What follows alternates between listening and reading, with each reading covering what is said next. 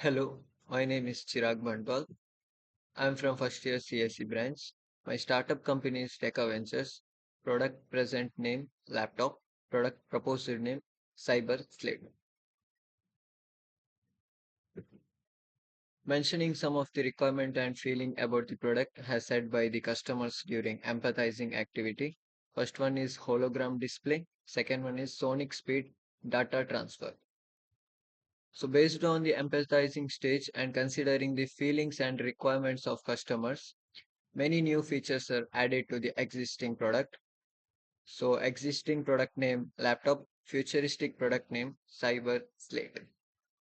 Some of the additional features to be added are mentioned here: hologram display and keyboard, sonic speed data transfer, higher resolution liquid crystal display or LCD screens, and last one is display sharper graphics and increase the usable viewing area.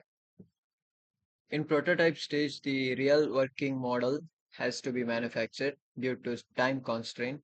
The mentor advised to draw a sketch. The sketch is given below.